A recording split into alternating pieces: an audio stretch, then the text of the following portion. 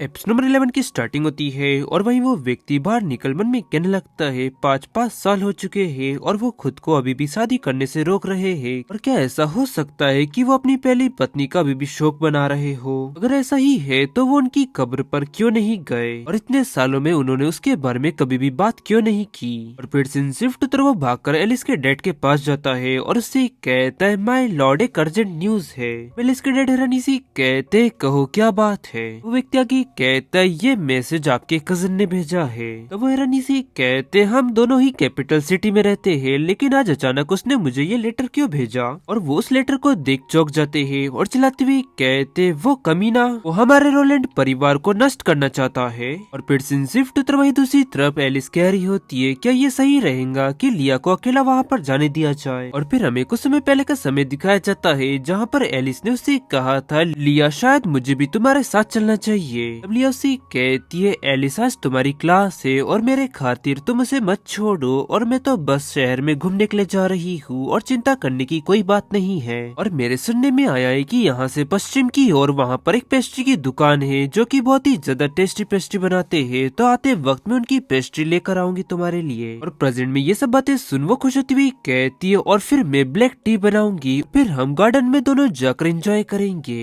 अब इसके पास में आती हुई कहती है मिस लॉर्ड रोलैंड ने आपको बुलाया है। और उसकी ये बात सुन एलिस चौंकती हुई कहती है क्या इस वक्त? लेकिन इस वक्त तो डैड की बिजनेस मीटिंग चल रही होती है ना। मेट कहती है मीटिंग को कैंसिल करा दिया गया है और वो आपको अभी वहाँ पर बुला रहे हैं। पर एलिस कहती है हाँ ठीक है। और फिर वो हैरानी से मन में कहती है क्या बात हो सकती है? मेरे डैड को कभी भी इतना उत्तेजित नहीं देखा। और फिर कुछ समय बाद का समय दिखाया जाता है जहाँ पर वो चिल्लाती हुई कहती है नहीं डैड आप ऐसा नहीं कर सकते। और फिर उसके डैड चिल्लाते हुए कहते ये सच है, तुम्हारे अंकल को बेवकूफ बनाया गया है, ने सारे पैसे खो दिए और अब वो कंगाल हो चुका है। उन्हें वेंचर के लिए रोलैंड परिवार का नाम यूज किया और अगर ये फट गया तो हमारा पूरा परिवार साथ में डूब जाएगा। फिर एलिस कहती है अच्छा तो कैसा रहेगा अगर हम ये बात साबित कर दे कि अंकल का इसमें कोई भी हाथ नहीं, ये सब जो कुछ भी हुआ है इस सब में उनका कुछ भी लेना देना नहीं है, तो तब शायद हमें कुछ मदद मिल सकती है डैड। फिर डैड उसकी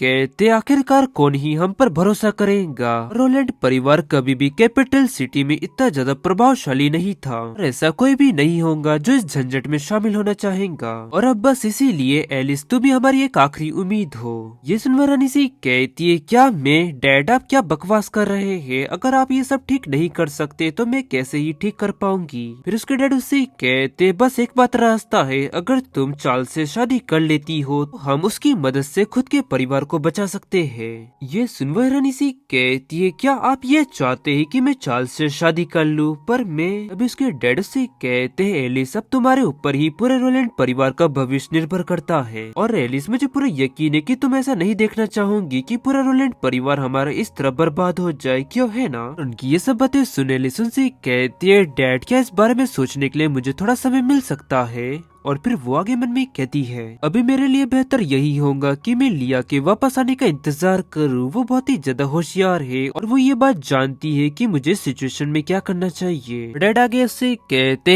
एलिस हिचकिचाने का बिल्कुल भी समय नहीं है, तुम्हें तुरंत चार्ल्स से मिलना चाहिए और इस मामले को सुलझाने का कोई रास्ता ढूंढना चाहिए। ये सुन वो कहती क्या? और फिर शिफ्ट में कुछ समय बाद का समय दिखाया जाता है जहाँ पर उनके सामने चार्ल्स होता है और चार्ल्स हैरानी सी कहते हैं लॉर्ड रोलैंड क्या हम कुछ दिन पहले ही नहीं मिले थे? ऐसी क्या बात हो गई जो आपको इतनी हड़बड़ी में यहाँ पर आना पड़ा? तब वो इस पर कहते हैं मिस्टर चार्ल्स मेरा कजन बहुत ही बड़ी मुसीबत में है, तो किसी ने फंसाया है और वो बहुत ही बड़ी मुसीबत में फंस चुका है, इसलिए मैं चाहता हूँ कि आप उसकी मदद कीजिए। तब हैरानी से वो कहता है क्या आप वेस्ट के स्ट्रगल कोलैप्स की बात कर रहे हैं? ये तो काफी ज्यादा गंभीर मामला है। एलिस के डैड कहते हाँ मैं उसी बारे में बात कर रहा हूँ, यही वजह है कि हम लोग आपके पास आए हैं और मिस्टर चार्ल्स एकमात्र व्यक्ति है जो हमें न्याय दिला सकते हैं। तो फिर चार्ल्स उनसे आगे कहते हैं हाँ मैं इसमें दखल दे सकता हूँ लेकिन इसमें मेरा क्या फायदा? हम दोनों तो बस साथ में बिजनेस कर रहे हैं और ऊपर से अभी तक बिजनेस डील कंफर्म नहीं हुई है। और आगे डैड कहते मिस्टर चार्ल्स चार्ल्स बचपन से ही मेरी बेटी आपको बहुत ही ज्यादा पसंद करती है और उसकी इच्छा ये है कि वो आपसे शादी करना चाहती है। और उनकी ये बातें सुन वो व्यक्ति थोड़ा हैरान होता है और चार्ल्स आगे उससे कहता है, एलिस क्या ये कह रहे हैं, क्या वो सच है, क्या तुम सच में मुझसे शादी करना चाहती हो? तब इस पर एलिस कहती है, वो मैं। डैड आगे कहते, एलिस तुम बिल्कुल भी मत हिचकिचाओ, यही एक मौका है जब तुम अपनी फीलिंग्स उनके सामने रख सकती हो। और आगे एलिस कहती है, हाँ मिस्टर चार्ल्स, मैं काफी समय से आपकी पत्नी बनने का सपना देखती आ रही हूँ। फिर चार्ल्स उससे कहता है, पर ऐसा क्यों है? अब तुम ये मत कहना कि मेरी पोजीशन के कारण तुम मुझसे शादी करना चाहती हो।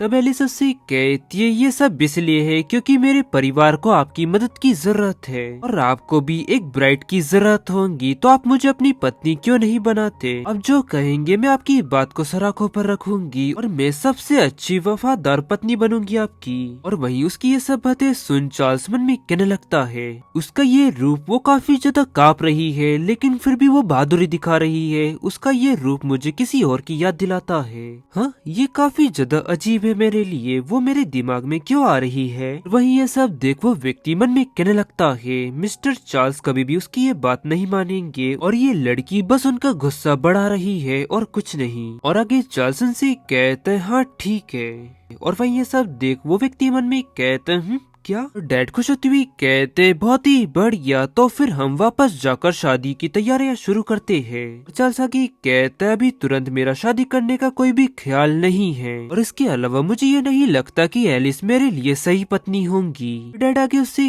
कहते, आप चाहे तो अपनी इच्छा अनुसार उसे परख सकते हैं, मुझे पूरा यकीन है कि वो आपकी उम्मीदों पर खड़ा उतरेंगी। फिर चार्ल्स उनसे कहता है, तो फिर ठीक है, मैं उसका यहाँ पर टेस्ट लूंगा, लेकिन एलिस का यहाँ मेरे मेंशन में रहना बिल्कुल भी ठीक नहीं रहेगा, तो क्यों ना एलिस के साथ आप उसकी दोस्त को भी यहाँ रुकने के लिए कहे। और फिर सिंसिफ्ट उतर वही दूसरी तरफ लिया मन में कह रही होती है, ये जरूर वही वो फेमस पेस्ट्री शॉप होंगी। और फिर सिंसिफ्ट उतर कुछ समय बाद वो वापस आ जाती है और वहीं एलिस भागकर उसके पास आती हुई कहती है, लिया। वहीं उसे इस तरह देख वो कहती है, एलिस क्या बात है, तुम इतनी पीली क्यों पड़ गई हो? फिर डैड आगे कहते, चार्ल्स की होने वाली वाइफ को इस तरह का बर्ताव करना बिल्कुल भी शोभा नहीं देता। और उनकी ये बातें सुन लिया चौंकती हुई कहती है, क्या चार्ल्स की होने वाली वाइफ? फिर एलिस आगे कहती है, डैड मैं उनके यहाँ पर एक गेस्ट के रूप में रहने वाली हूँ और मैं जो चाहे वो कर सकती हूँ और वहाँ पर कोई भी स्पेसिफिक कंडीशन नहीं रखी है। डैड उसे कहते, एलिस क्या तुम खुद पर सवाल उठा रही हो? तुम बस ये बात ध्यान में रखो कि रोलैंड परिवार का फ्यूचर अब तुम पर निर्भर करता है। हाँ लिया, तुम भी अपना सामान पैक कर लो, एलिस के साथ तुम भी वहाँ चार्ल्स की हवेली में जा रही हो और तुम दोनों ही ये बात अच्छी तरह से याद रखना वहाँ पर कि कैपिटल सिटी और रोलैंड परिवार का फ्यूचर तुम दोनों के हाथ में है। वहीं उनकी ये बातें सुन लिया के हाथ से वो पेस्ट्री बॉक्स नीचे गिर जाता है और हैरानी से कहती है, क्या आपका कहने का मतलब ये है चार्ल्स की उस हवेली में एलिस के साथ मुझे भी वहाँ पर रहना होगा? वो इस पर कहते, हाँ बिल्कुल। और फिर हमें कुछ समय बाद का समय दिखाया जाता है जहाँ पर एलिस उसे सारी बात बताती है और आगे उसे कहती है, लिया तुम मुझे माफ करना जो मेरी वजह से तुम इस सब में फंस गई। और गाइस इसी के साथ ये एपिसोड यहाँ एंड होता है। पसंद आया तो लाइक एंड सब्सक्राइब जरूर करें। मिलते हैं आपको जल्दी नेक्स्ट एपिसोड में।